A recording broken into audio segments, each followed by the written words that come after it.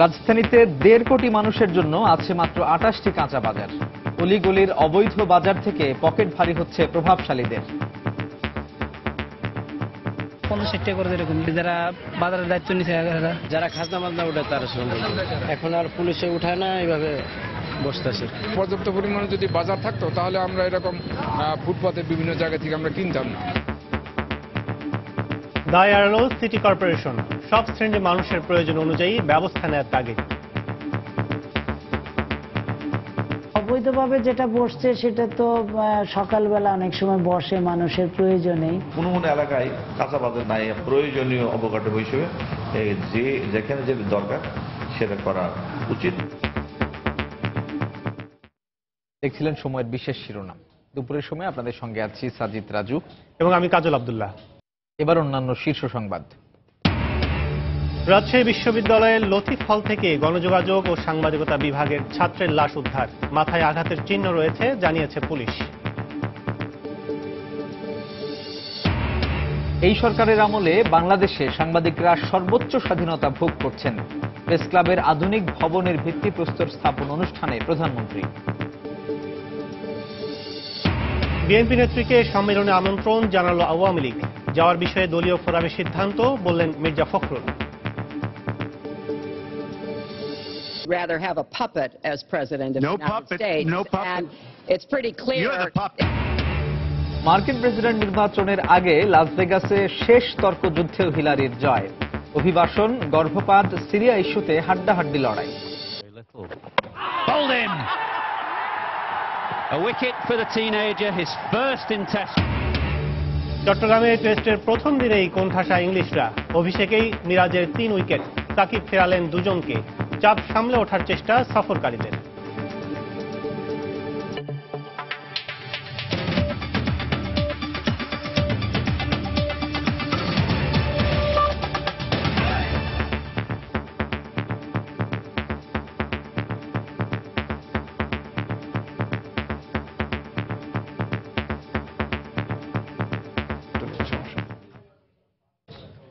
রাজশাহী বিশ্ববিদ্যালয়ের লতিফ হল থেকে মোতালেব হোসেন লিপু নামে গণযোগাযোগ ও সাংবাদিকতা বিভাগের এক শিক্ষার্থীর লাশ উদ্ধার করেছে পুলিশ।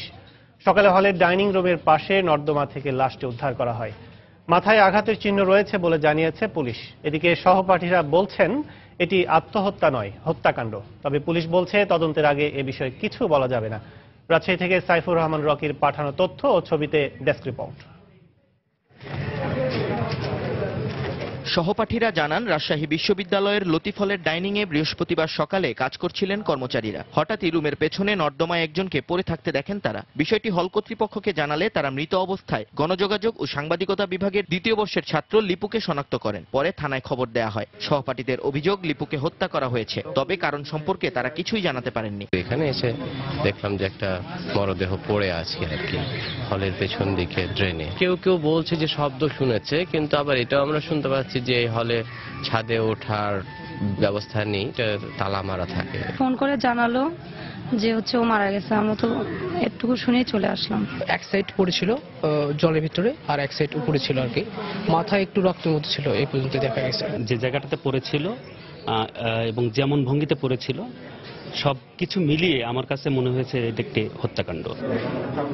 হল প্রবোধ জানান, ডাইনিং এর সিসিটিভির ফুটেজ দেখে ঘটনা সম্পর্কে আরো পরিষ্কার ধারণা পাওয়া যাবে। আমাদের হলে কিছু কিছু জায়গায় সিসিটিভি ক্যামেরা লাগানো আছে, আমরা সেটাও একটা সময় নিয়ে দেখব যে সিসিটিভির ভিতরে কোনো ক্লু পাওয়া যায় কিনা। এদিকে তার মাথায় একটি আঘাতের চিহ্ন রয়েছে বলে জানিয়েছে পুলিশ। রক্তাক্ত আঘাত তো আমি দেখেছি, আপনারা দেখেছেন, কিন্তু কেন কিভাবে হলো সেটা আমরা উদ্ধার করার চেষ্টা করছি।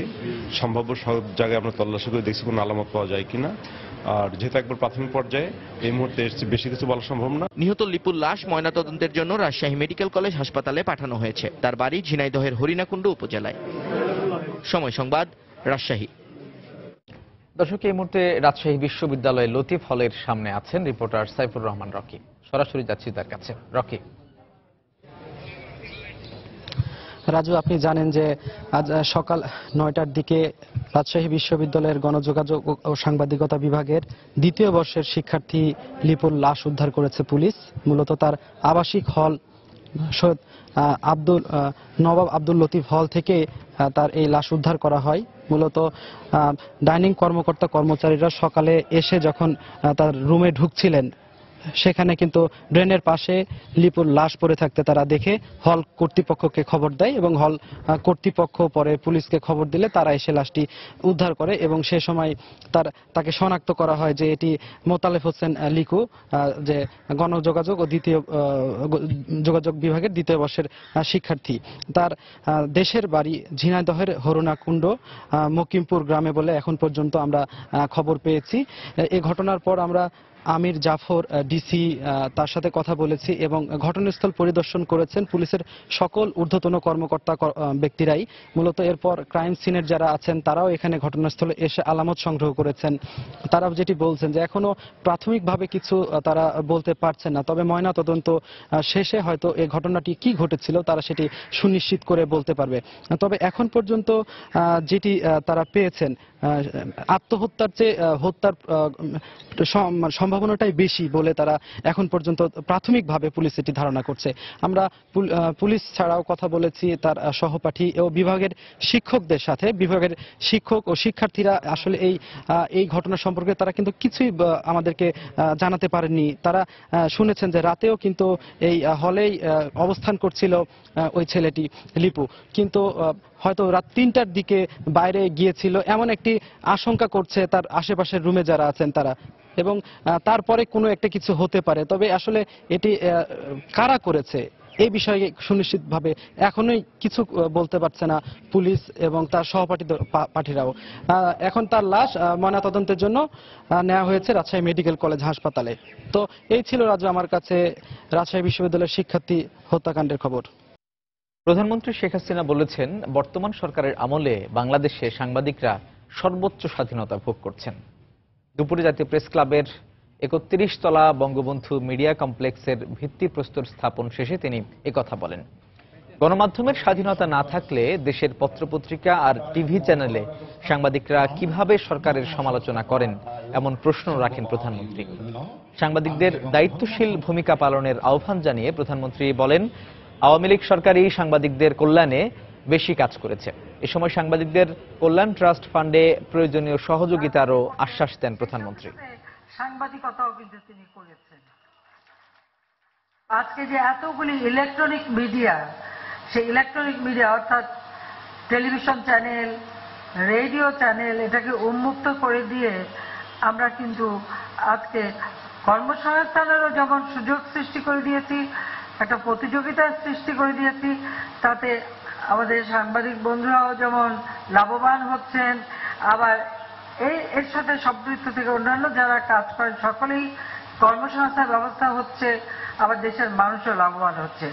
তো বাংলাদেশে এখন কিন্তু যথেষ্ট সাংবাদিকতার স্বাধীনতা আছে, যদিও আমাদের প্রতিপক্ষ বিশ্বব্যাপী প্রচার করে ফেলে যে কোনো সাংবাদিকতার কোনো সুযোগ নাই, স্বাধীনতা নাই। স্বাধীনতা যদি নাই থাকবে তো এই কথাগুলো বলার স্বাধীনতাটা কিভাবে পেল, বা এই কথাগুলো বলতে পারছেন কিভাবে, সেটা একটু জিজ্ঞেস করবেন। ক্ষমতার উচ্ছিষ্ট বিলে যে দল সৃষ্টি হয়, সে দলের মন মানসিকতা তো ভিন্ন থাকবে, এটাই স্বাভাবিক।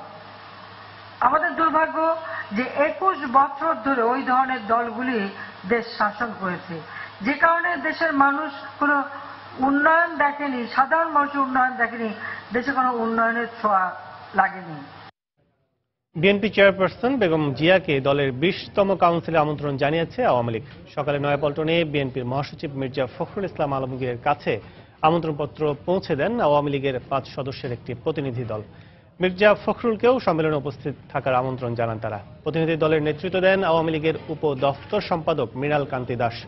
গণতান্ত্রিক রাজনৈতিক দল হিসেবেই বিএনপিকে দাওয়াত দেওয়া হয়েছে বলে মন্তব্য করেন তিনি। কোনো স্বাধীনতা বিরোধী রাজনৈতিক দলকে দাওয়াত দেওয়া হবে না বলেও এ সময় জানান মৃণাল কান্তি।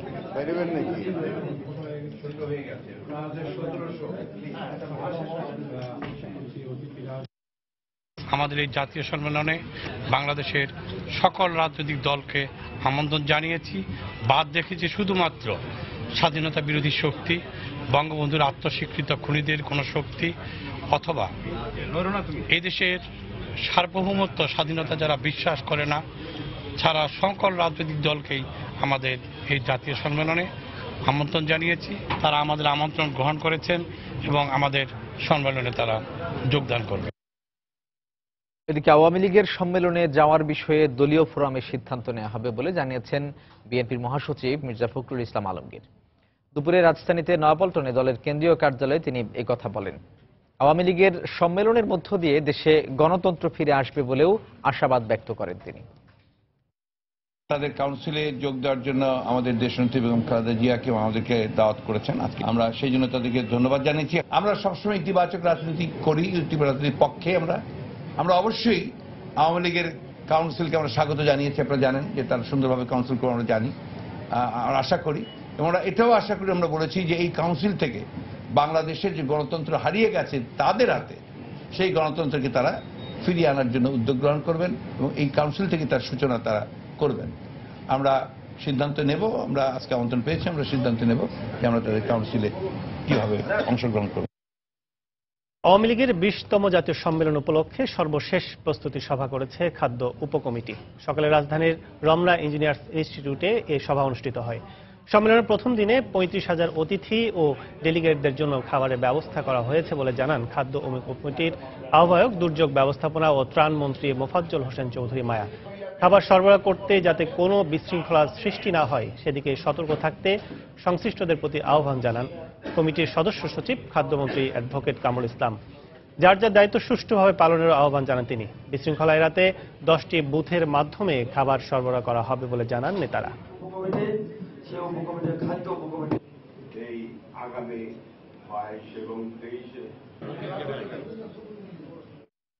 দুপুরের সময় আরো থাকছে। রাজধানীর মিরপুরে কলেজ ছাত্রী 2 বোনের ওপর হামলার প্রতিবাদে বিক্ষোভ। বখাটে করিম বাবুকে গ্রেফতারের দাবি সহপাঠী শিক্ষকদের।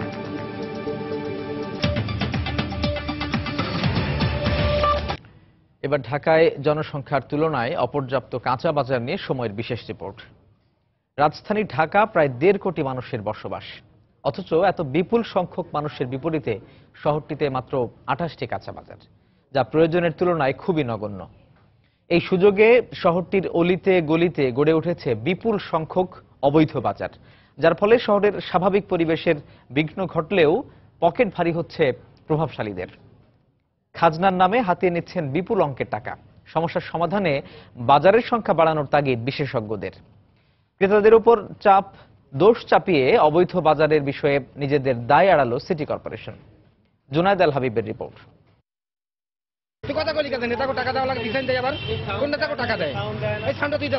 রাজধানীর মগবাজার মৌচাক উড়াল সড়কের নিচে গড়ে ওঠা অবৈধ কাঁচা বাজার ঘিরে চাঁদাবাজির বিষয়ে মুখ খোলায় এক দোকানিকে ধমকাচ্ছেন নিজেকে ক্ষমতাসীন দলের কর্মী পরিচয় দেয়া এই ভদ্রলোক।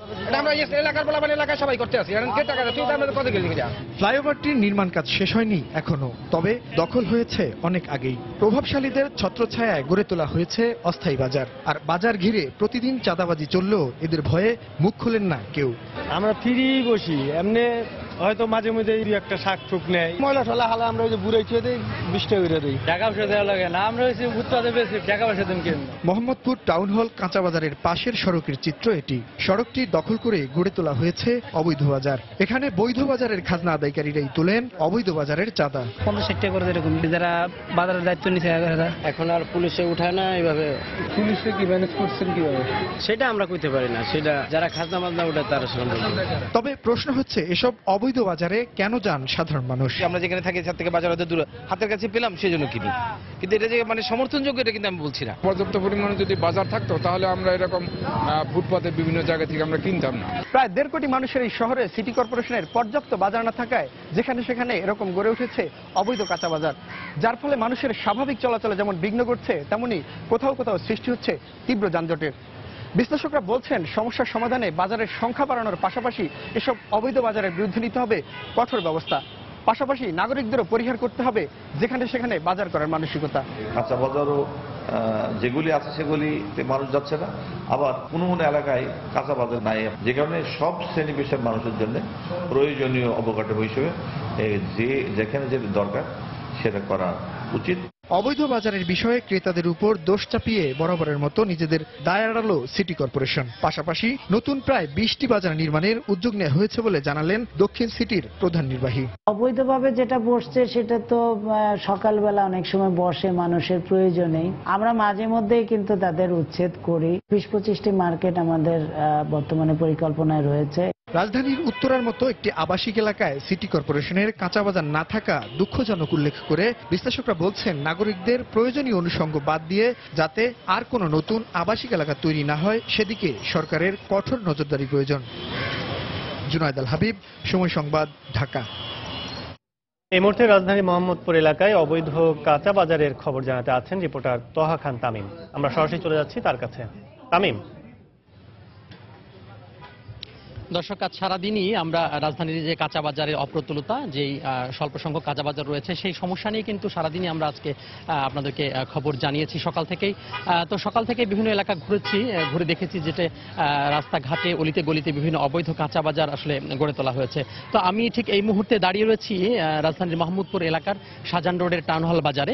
এখানে আপনি দেখতে পাচ্ছেন যে আপনারা দেখতে পাচ্ছেন যে এখানে মূলত এখানে একটি অবৈধ বাজার গড়ে তোলা হয়েছে এবং এই বাজার কিন্তু রাস্তাটা দখল করে রাস্তার প্রায় অধিকাংশ স্থান দখল করে কিন্তু আসলে এই কাঁচা বাজার আসলে গড়ে উঠেছে।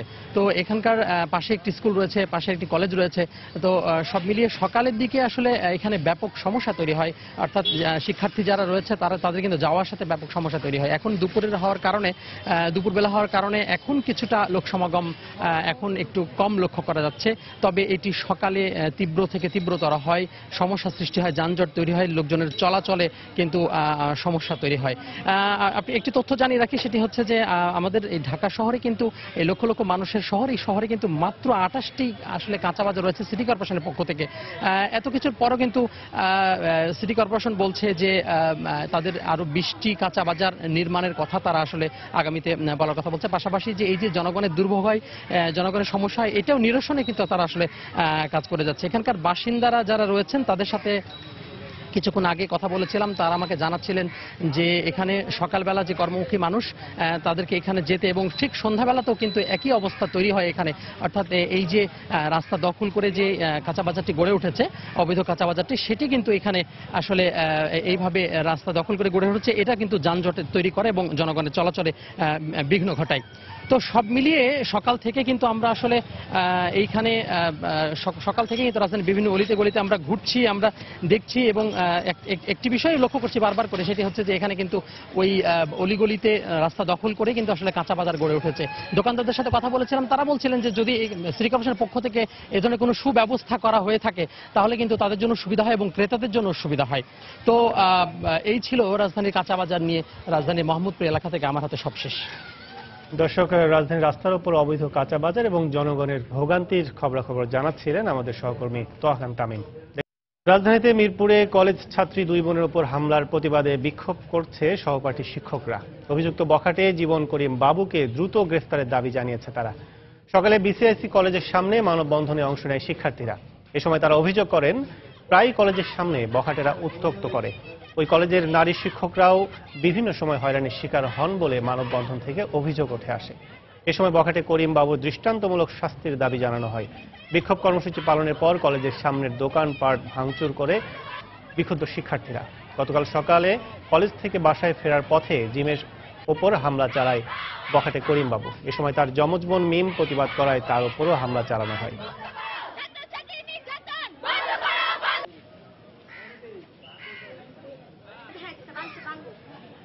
দৃষ্টান্তমূলক শাস্তি চাই এবং তার জন্য অবশ্যই বিচার হয়, কারণ নাহলে তো প্রতিনিয়ত এরকম হয়ে থাকবে। চায়ের দোকানে যে ছেলেগুলা বসে ওগুলা আমাদেরকে ইফটিজিং করে, আর আমরা যদি কিছু বলতে চাই মাঝে মাঝে আমাদের সামনে এসে দাঁড়ায় আপু নাম্বার দাও, এরকম করে। এরকম ইফটিজিং তো আর সহ্য করা যাচ্ছে না, এরকম প্রতিবাদ করলেও তারও সমস্যা।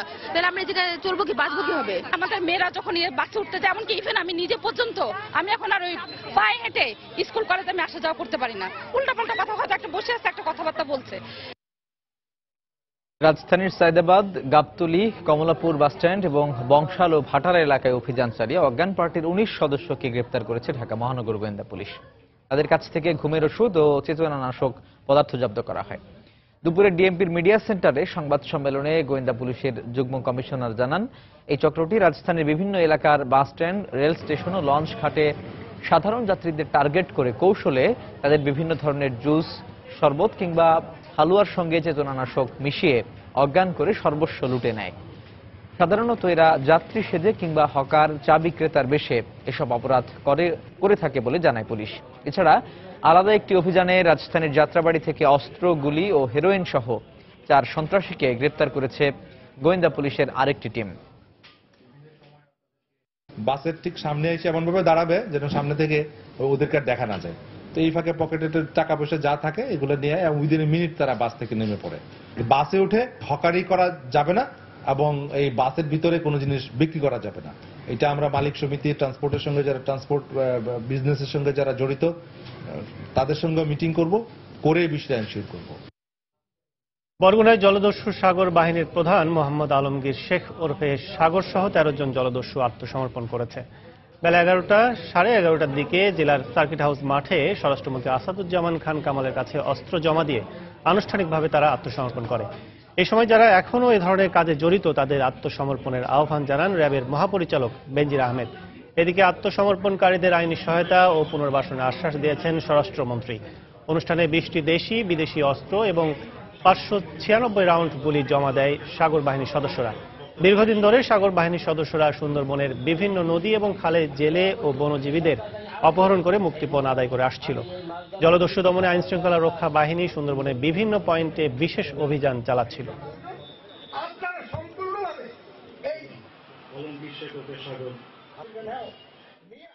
আমাদের গোয়েন্দা তথ্য অনুযায়ী আর মাত্র 2টি ডাকাত দল এই অঞ্চলে অবশিষ্ট রয়েছে। আমি তাদেরকেও বিনা শর্তে উইদাউট এনি কন্ডিশন অনতি বিলম্বে আত্মসমর্পণ করার জন্য আহ্বান জানাবো। যারা মানুষ হত্যা কিংবা এই ধরনের জঘন্য অপরাধের ছিল তাদের ট্রায়াল ফেস করতে হবে, সেটাই আমরা সিদ্ধান্ত নিয়েছি এবং বাকিগুলো যাতে আমাদের আইনি সহযোগিতার মাধ্যমে তারা যেন নর্মাল লাইফে ফিরে আসতে পারে সেই জন্য আমরা ব্যবস্থা নিচ্ছি। দুপুরের সময় আরো থাকছে। 35 বছর পর নিউ ইয়র্কে উষ্ণতার ছোঁয়া, শহরে বইছে নেটিভ আমেরিকান সামারের বাতাস, উল্লাসে মেতেছেন পুরো নিউ ইয়র্কবাসী।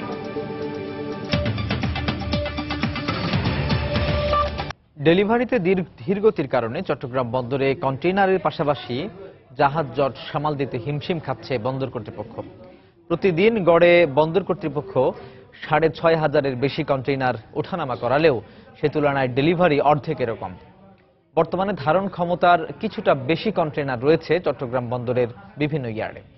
জায়গা খালি না থাকায় কন্টেইনারবাহী জাহাজের অবস্থানের সময়ও বেড়ে যাচ্ছে। বিস্তারিত জানাচ্ছেন কমল দে। দেশের প্রধান সমুদ্র বন্দর চট্টগ্রামের উপর একের পর এক অস্থিরতা ভর করছে। সবশেষ প্রাইম মুভার মালিক শ্রমিকদের ধর্মঘটের রেশ এখনো কাটিয়ে উঠতে পারেনি বন্দর কর্তৃপক্ষ। কন্টেইনার জট কাটিয়ে ওঠার জন্য নানা উদ্যোগ নিয়েও সফল হচ্ছে না তারা। এর মধ্যে দেখা দিয়েছে ডেলিভারিতে ধীরগতি। বন্ধের দিন ডেলিভারিটা কমে যায়, কারণ যারা আমদানিকারক থাকেন তারা কিন্তু অন গ্রাউন্ডে থাকেন না এবং তারা ডেলিভারি নিতে না আসলে আমাদের ডেলিভারি দেওয়ার সুযোগ নেই। সবশেষ তথ্য অনুযায়ী 36,357 ধারণ ক্ষমতার এই বন্দরে বর্তমানে কন্টেইনার রয়েছে 37,000-এর বেশি। আর বন্দরের প্রধান জেটি এবং বহির্নোঙরে পণ্যবাহী জাহাজ রয়েছে 104টি। কন্টেইনার ডেলিভারিতে ধীরগতির কারণে জাহাজও আটকা পড়ছে।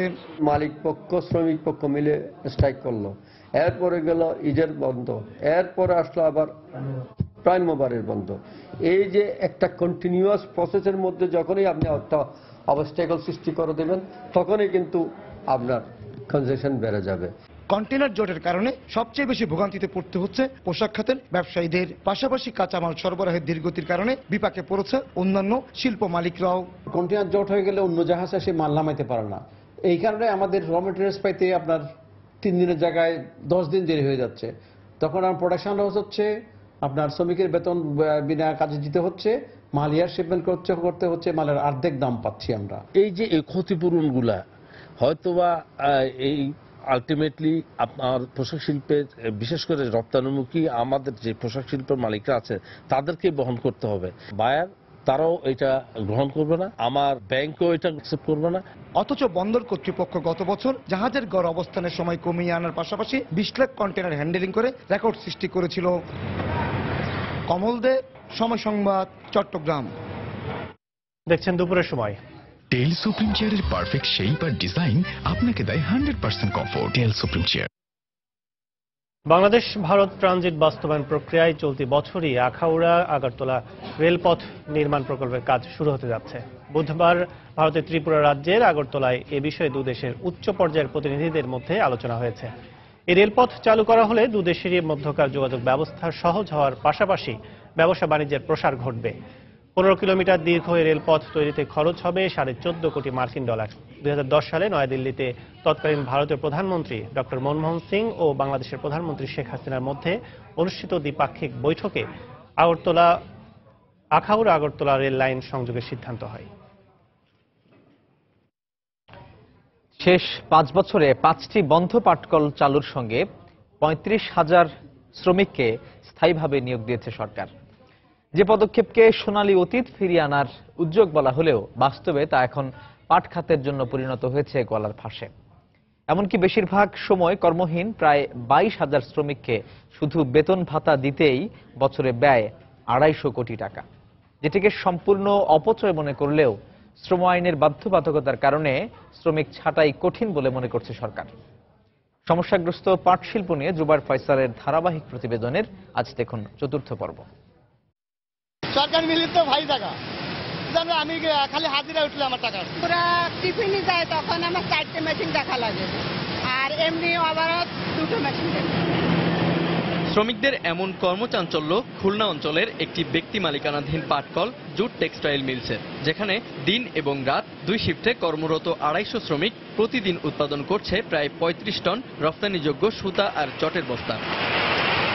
এবার ঘুরে আসা যাক সরকারি পাটকল দৌলতপুর জুট মিল থেকে, যেখানে বেসরকারি মিলের মতো একই মেশিনগুলোর কোনোটিতে কাজ করছেন 3 জন, আবার কোনোটিতে 5 জন শ্রমিক। সব মিলে 1000 খানেক শ্রমিক 2 শিফটে পাটকলটিতে দৈনিক উৎপাদন করছে মাত্র 9 টন পাটপণ্য। আর এসব কারণেই শুধুমাত্র গত 3 বছরেই বিজেএমসির লোকসান 700 কোটি টাকা।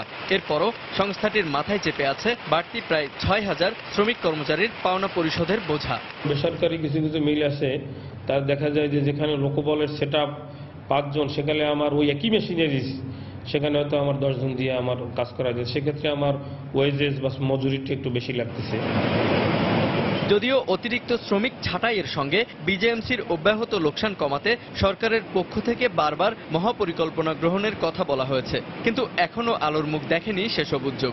পার্মানেন্ট শ্রমিকদের এটা এই মজুরি কমিশনের আওতায়, তাদের এই সরকারি চাকরির মতো তাদের চাকরি, অতএব তাদেরকে এই শ্রমিক থেকে বাদ দেওয়ার কোনো সুযোগ নাই। কোনো শ্রমিক যাতে বেকার বসে বেতন না দিতে হয়, যার জন্য আমরা 2 শিফট থেকে 3 শিফট কিন্তু চালু করতেছি। বিজেএমসিতে বর্তমানে 35,000 স্থায়ী, 27,000 বদলি ও 6,000 আউটসোর্সিং শ্রমিক কর্মরত রয়েছে, যার মধ্যে প্রায় 22,000 শ্রমিককে কোনো কাজ ছাড়াই দিতে হচ্ছে বেতন ভাতা। প্রয়োজনের তুলনায় অতিরিক্ত শ্রমিক কিংবা শ্রমিকের স্বল্পতা, দুটোর কোনোটি শিল্পের জন্য মঙ্গলজনক নয়। কিন্তু বাস্তবতা বলছে বেসরকারি মিলগুলোর চেয়ে বেশি শ্রমিক কাজ করলেও উৎপাদনের দিক থেকে বেশ পিছিয়ে আছে সরকারি পাটকলগুলো। আর এসব কারণেই অসংখ্য উদ্যোগ নেয়ার পরও লাভের মুখ দেখছে না বিজেএমসি। জুবায়ের ফয়সাল, সময় সংবাদ, দৌলতপুর, খুলনা। যুব উন্নয়ন অধিদপ্তরের সহযোগিতায় Bangladesh garments manufacturers and exporters association BGMEA স্থাপিত প্রশিক্ষণ কেন্দ্রের মাধ্যমে কুড়িগ্রামে তৈরি করা হচ্ছে দক্ষ নারী পুরুষ গার্মেন্টস শ্রমিক। আর প্রশিক্ষণ শেষ করার সাথে সাথে দেয়া হচ্ছে চাকরি। দারিদ্র্যপীড়িত বেকার যুবক যুবতীদের কর্মসংস্থানের সুযোগ সৃষ্টি হয়, বদলে যাচ্ছে জেলার আর্থ সামাজিক অবস্থা। মমিনুল ইসলাম মঞ্জুর তথ্য এবং বেলাল হোসেনের ছবিতে ডেস্ক রিপোর্ট। 2007 সালের ডিসেম্বরে জেলা যুব ভবনে sweater knitting and linking machine operating প্রশিক্ষণ কেন্দ্রের যাত্রা শুরু হয়। এই প্রশিক্ষণ কেন্দ্রে প্রতি ব্যাচে 90 জন যুবক যুবতীকে 1 মাস মেয়াদী প্রশিক্ষণ দেওয়া হচ্ছে। প্রশিক্ষণ গ্রহণে প্রশিক্ষণার্থীদের কোনো খরচ নেই, থাকা খাওয়া সহ যাবতীয় ব্যয় বহন করছে বিজিএমইএ। আর প্রশিক্ষণ শেষ করার সাথে সাথে রয়েছে চাকরির নিশ্চয়তা। ফলে দীর্ঘদিন বেকার থাকার পর এই প্রশিক্ষণ গ্রহণের সুযোগ পেয়ে খুশি প্রশিক্ষণার্থীরা। থাকা খাওয়ার ব্যবস্থা ফ্রি করে দিয়েছে, তাই আমি এখানে প্রশিক্ষণ এসেছি। আমি এসএসসি পাস করার পর 5 বছর বসে থাকার পর সোয়েটার নিটিং প্রশিক্ষণে সুযোগ পেয়েছি। প্রশিক্ষণ শেষের সাথে সাথে গাজীপুরের নাওজোর এলাকায় একটি সোয়েটার কারখানায় চাকুরি পেয়ে দারুণ খুশি প্রশিক্ষণার্থী। আমি 1 মাসের প্রশিক্ষণ নিয়েছি, নেওয়ার পরে আমার দিগন্ত সোয়েটারে চাকরি হয়েছে, আমি খুব খুশি। এই কেন্দ্রে প্রতি মাসে নিটিং বিষয়ে 60 জন এবং লিঙ্কিং বিষয়ে 30 জনকে প্রশিক্ষণ দেওয়া হচ্ছে। সোয়েটার নিটিং এ 60 জন, সোয়েটার লিঙ্কিং মেশিনে 30 জনকে প্রশিক্ষণ দেওয়া হয়। প্রশিক্ষণ শেষে বিভিন্ন সোয়েটার ফ্যাক্টরিতে তাদের চাকরি দেওয়া হয়। দারিদ্র্যপীড়িত এ জেলায় বেকার যুবক যুবতীর সংখ্যা প্রায় 7 লাখ। প্রশিক্ষণ কেন্দ্রটির মাধ্যমে কর্মসংস্থান হওয়ায় জেলায় আর্থসামাজিক উন্নয়নে ইতিবাচক প্রভাব পড়েছে। সোয়েটার নিটিং এবং লিঙ্কিং মেশিন অপারেটিং বিষয়ে প্রশিক্ষণ গ্রহণ করে অনেক বেকার যুবক যুবতীর কর্মসংস্থান হয়েছে। এই কর্মসংস্থানের ফলে বেকার যুব সমাজের এবং কুড়িগ্রামের আর্থসামাজিক উন্নয়ন সাধিত হচ্ছে। গত 9 বছরে প্রশিক্ষণ কেন্দ্রে 91টি ব্যাচে 5777 জন প্রশিক্ষণ গ্রহণ করেছেন। এদের মধ্যে 5200 জন ঢাকা সহ দেশের বিভিন্ন স্থানে সোয়েটার ফ্যাক্টরিতে চাকুরি করছেন। সময় সংবাদ, কুড়িগ্রাম।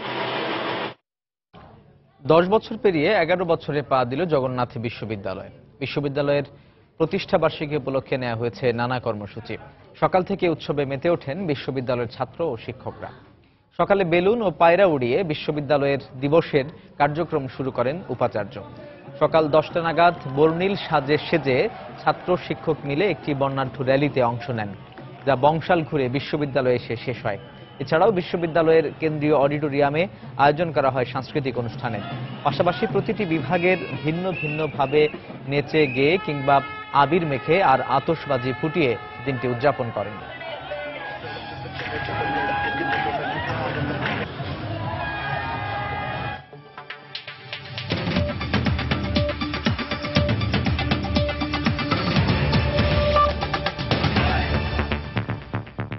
মার্কিন প্রেসিডেন্ট নির্বাচনের আগে শেষ বিতর্কেও ট্রাম্পকে পরাস্ত করলেন হিলারি ক্লিন্টন। দর্শক জরিপে 52% ভোট পেয়েছেন ডেমোক্র্যাট এই প্রার্থী। অন্যদিকে 39% ভোট ট্রাম্পের ঝুলিতে। সাম্প্রতিক বিভিন্ন অভিযোগের জন্য হিলারির কড়া সমালোচনা ও তির্যক মন্তব্যের শিকার হয়েছেন ট্রাম্প। অন্যদিকে প্রতিদ্বন্দ্বীকে ছেড়ে কথা বলেননি রিপাবলিকান এই প্রার্থী। বিভিন্ন ইস্যুতে দুজনের মধ্যে হাড্ডাহাড্ডি যুক্তির লড়াইয়ে 90 মিনিটের এই বিতর্ক ছিল টান টান উত্তেজনার। And the Republican nominee for president, Mr. Trump. সঞ্চালক ক্রিস ওয়ালেসের ঘোষণার সঙ্গে সঙ্গেই বিতর্ক মঞ্চে দুই প্রতিদ্বন্দ্বী হিলারি ক্লিন্টন ও ডোনাল্ড ট্রাম্প কোনো ধরনের সৌজন্য না দেখেই জড়িয়ে পড়লেন তর্কযুদ্ধে। বলা হচ্ছিল নির্বাচনের মাত্র 19 দিন আগে সেই বিতর্কে ভাবমূর্তি পুনরুদ্ধারের সুযোগ কাজে লাগাবেন ট্রাম্প। বিভিন্ন আলোচনা সমালোচনায় ব্যক্তিগত কাদা ছোড়াছুড়ি পেছনে ফেলে দুই প্রার্থীর কাছ থেকে ভবিষ্যৎ পরিকল্পনার আশা করা হচ্ছিল। কিন্তু বিতর্কে ঘুরে ফিরে এসেছে ট্রাম্পের নারী বিতর্ক। তার বিরুদ্ধে আনা সব অভিযোগ আবারও নাকচ করে পুরোপুরি বানোয়াট বললেন বহু বিতর্কের জন্ম দেয়া এই রিপাবলিকান প্রার্থী। ট্রাম্পকে কুপকাত করতে কথার অস্ত্র চালাতে বেশ তৎপর ছিলেন হিলারি। তার মন্তব্য, নারীদের অপমান করা ট্রাম্পের সহজাত। যুক্তরাষ্ট্রের অভ্যন্তরীণ নীতি, সিরিয়া ও পররাষ্ট্র নীতি প্রসঙ্গে উঠে আসে রাশিয়ার নাম।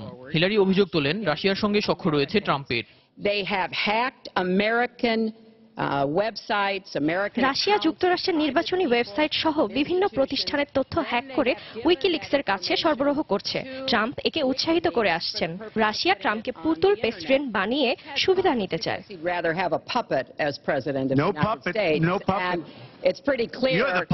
পাল্টা অভিযোগে ট্রাম্পের মন্তব্য, হিলারি ও ওবামা সিরিয়া বিষয়ে রাশিয়ার সঙ্গে সমঝোতা করেছে। ট্রাম্প এবারও অস্ত্র নিয়ন্ত্রণের বিপক্ষে নিজের অবস্থান তুলে ধরেন। অন্যদিকে হিলারি অস্ত্র রাখার পক্ষে সমর্থন দিলেও এক্ষেত্রে একটি নিয়ন্ত্রণ আইন থাকা উচিত বলে মন্তব্য করেন। গর্ভপাত বিষয়ে নারীদের স্বাধীনতা দেখতে চান হিলারি। অন্যদিকে ট্রাম্পের যুক্তি হলো এ ব্যাপারে সিদ্ধান্ত নেওয়ার ক্ষমতা রাজ্যগুলোর হাতে থাকতে হবে। অভিবাসন বিষয়ে ট্রাম্প তার আগের অবস্থান থেকে এতটুকু সরে আসেননি। ওবামার অভিবাসন নীতি যুক্তরাষ্ট্রের বিপর্যয় ডেকে এনেছে। দেশকে নিরাপদ করতে অবশ্যই সীমান্তে কড়াকড়ি আরোপ করা হবে। আমরা চাই না সিরিয়া, ইরাক কিংবা আফ্রিকা থেকে ভিন্ন সংস্কৃতির কেউ এসে এদেশে সহিংসতা সৃষ্টি করুক। অন্যদিকে হিলারি কঠোর অভিবাসন আইনের বিরুদ্ধে তার অবস্থান তুলে ধরেন। নির্বাচনের ফলাফল মেনে নেবেন কিনা বিতর্কের শেষ দিকে এমন প্রশ্নের জবাব না দিয়ে বিষয়টি এড়িয়ে যান ট্রাম্প। দেলোয়ার হোসেন, সময় সংবাদ। নিউ ইয়র্কের কুইন্সে ছুরিকাঘাতে নিহত বাংলাদেশি শিক্ষিকা নাজমা খানমের হত্যাকারী মারিন গ্যালভেজকে হাসপাতালে ভর্তি করা হয়েছে। জেলখানায় অন্য আসামিদের সঙ্গে সংঘর্ষে জড়িয়ে পড়ায় তাকে বেলভিউ হাসপাতালের মানসিক বিভাগে ভর্তি করা হয়েছে বলে জানা গেছে। এদিকে গ্যালভেজকে আদালতে হাজির করার তারিখ পিছিয়ে নভেম্বরে নেওয়া হয়েছে, তবে তারিখ এখনও নির্ধারণ করেনি আদালত।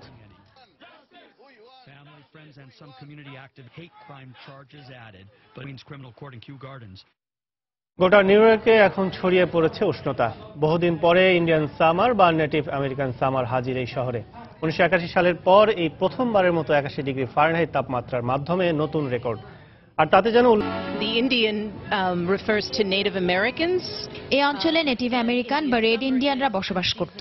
শীতের খাদ্য সংগ্রহে সম্ভবত এ সময় তারা শিকার করত। সেই ঐতিহ্য থেকে এই ইন্ডিয়ান সামারের প্রচলন এসেছে। খুবই সুন্দর আবহাওয়া, এমন প্রকৃতি আমি কবে দেখেছি মনে করতে পারছি না। আশা করছি এই আবহাওয়া একটু বেশি সময় ধরে থাকবে। এমন আবহাওয়াকে উপভোগ করতে বললেন new York city councilman Daniel ড্রম। অক্টোবরের এই উষ্ণ সপ্তাহকে আমরা ইন্ডিয়ান সামার বলে থাকি। সচরাচর এর দেখা মেলে না। গ্রীষ্মের আরো কয়েকটা দিন বেশি পাওয়া গেছে। তাই নেতিবাচক ভাবে নয়, সন্তানদের নিয়ে ঘর থেকেই এই আবহাওয়াকে উপভোগের সুযোগ নেওয়া উচিত, বাড়তি আনন্দ করা উচিত।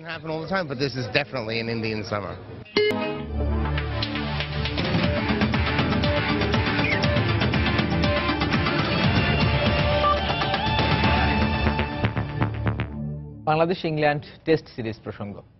প্রায় 15 মাস পর সাদা পোশাকে মাঠে নামল বাংলাদেশ। চট্টগ্রামের জহুর আহমেদ চৌধুরী স্টেডিয়ামে স্বাগতিক বাংলাদেশের বিপক্ষে সিরিজের প্রথম টেস্টে টস জিতে ব্যাট করছে অতিথি ইংল্যান্ড।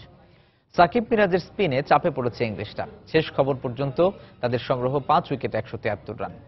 জহুর আহমেদের উইকেটে ব্যাটিংয়ে নেমে দেখে শুনে শুরু ইংলিশদের দুই ওপেনার অ্যালিস্টার কুক ও বেন ডাকেটের। তবে অভিষিক্ত মেহেদী মিরাজের স্পিনে বোকা বনে পরিষ্কার বোল্ড হন ইংলিশ অভিষিক্ত বেন ডাকেট। তিনি ফেরেন 14 রান করে। পরের ওভারে সাকিবের শিকার হয়ে প্যাভিলিয়নে ফেরেন ইংলিশ অধিনায়ক অ্যালিস্টার কুক। আবারও আঘাত হানেন মেহেদী মিরাজ। গ্যারি ব্যালেন্সকে ব্যক্তিগত 1 রানে আউট করে দ্বিতীয় উইকেট শিকার করেন মিরাজ। দলীয় 21 রানে পরপর 3 উইকেট হারিয়ে দারুণ চাপে অতিথিরা। চাপ আরো বাড়িয়ে মিরাজের বলে ক্যাচ তুলে 40 রান করে ফিরে যান জো রুট। এরপর সাকিবের বলে বোল্ড হয়ে সাজ করে ফেরেন বেন স্টোকস। অষ্টম 50 হাঁকিয়েছেন মঈন আলী। সঙ্গে লড়ছেন জনি বেয়ারস্টো।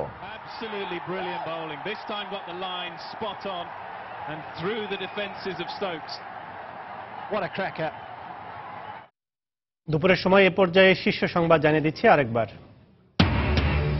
রাজশাহী বিশ্ববিদ্যালয়ের লতিফ হল থেকে গণযোগাযোগ ও সাংবাদিকতা বিভাগের ছাত্রের লাশ উদ্ধার। মাথায় আঘাতের চিহ্ন রয়েছে জানিয়েছে পুলিশ। গণমাধ্যমের স্বাধীনতার চেয়ে সাংবাদিকদের স্বাধীনতা বেশি জরুরি। প্রেসক্লাবের আধুনিক ভবনের ভিত্তিপ্রস্তর স্থাপন অনুষ্ঠানে প্রধানমন্ত্রী। বেগম জিয়া সহ বিএনপি নেতাদের সম্মেলনে আমন্ত্রণ জানালো আওয়ামী লীগ। এই কাউন্সিলের মাধ্যমে গণতন্ত্র ফিরে আসবে আশাবাদ মির্জা ফখরুলের। রাজধানীতে 1.5 কোটি মানুষের জন্য আছে মাত্র 28টি কাঁচা বাজার। প্রভাবশালীদের ছত্রছায়ায় অলিতে গলিতে গড়ে উঠেছে অবৈধ বাজার। দায় এড়ালো সিটি কর্পোরেশন।